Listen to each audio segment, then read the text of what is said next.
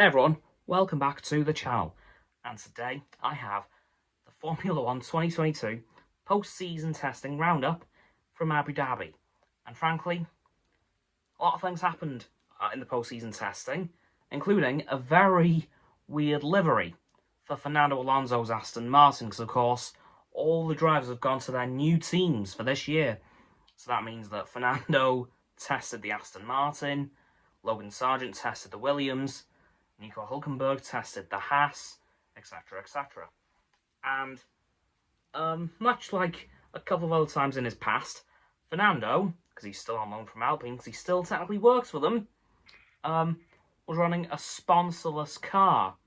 So it was just a plain green and black Aston Martin, and frankly, it looked pretty good. Now, as I mentioned, this isn't the first time Fernando's done this in his career. It's happened twice in 2002 when he went from Minardi to Renault, so his car was just yellow and white because the blue was the Team Spirit sponsor that they had back then. And then 2007 when he went to McLaren was just the silver and red with no Vodafone sponsorship. Well, would have been Vodafone sponsorship, but it wasn't on the car because he was still on loan from Renault. And it's happened again because he's still on loan from Alpine, so his car was sponsorless.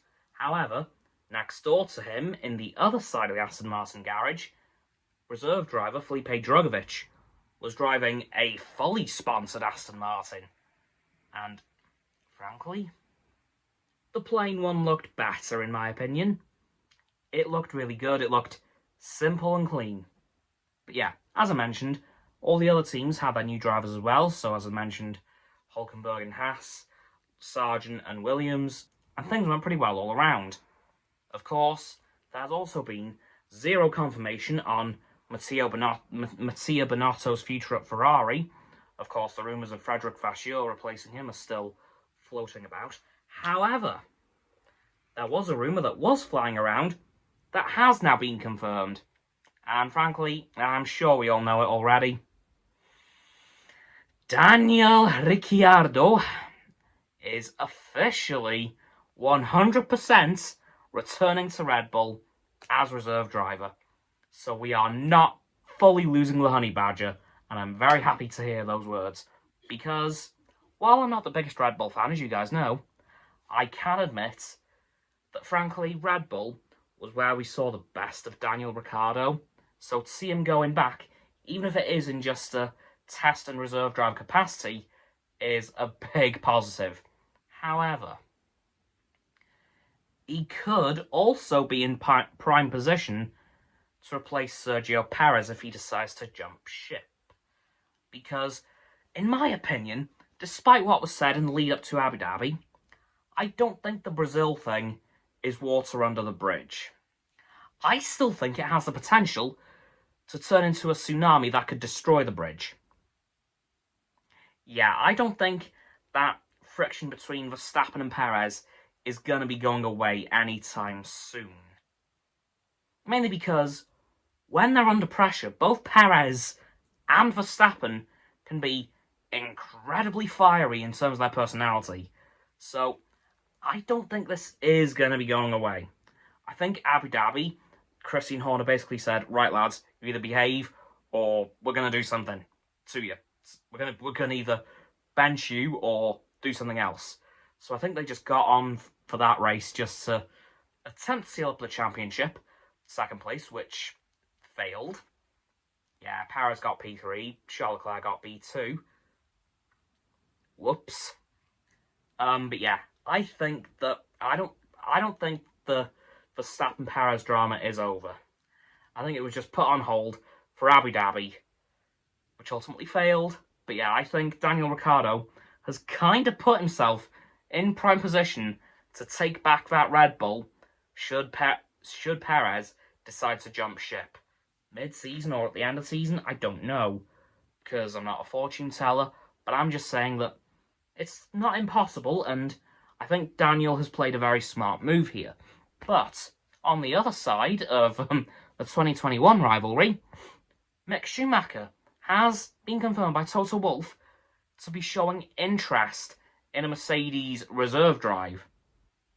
I bet you guessed what I was going to say, confirmed to be the new Mercedes reserve driver, but unfortunately, no. However, with Toto Wolff even acknowledging that, I wouldn't be surprised if that announcement comes soon. Because to be honest, Mick is a good driver, but he just hasn't had the best of cars behind him, because of course, the Haas isn't exactly known for its great successes, with only its first ever pole position coming this year in Brazil 2 weeks ago. So, the Haas isn't the best of cars, but I do think that Mick deserves a better car to show what he can really do. Of course, being a reserve driver, he's got a very low chance of actually racing for Mercedes. But not zero. It could happen.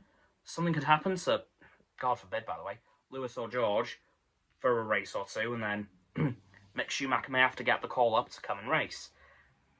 But that is if he gets the reserve driver role. Big if there. But again, I think now that Toto has acknowledged that, I wouldn't be surprised, as I said, if that announcement does come in the near future. Hopefully followed by the announcement of what Mattia Binotto's doing next year. Anyway, guys, that's going to do it for this F1 2022 postseason testing roundup in Abu Dhabi.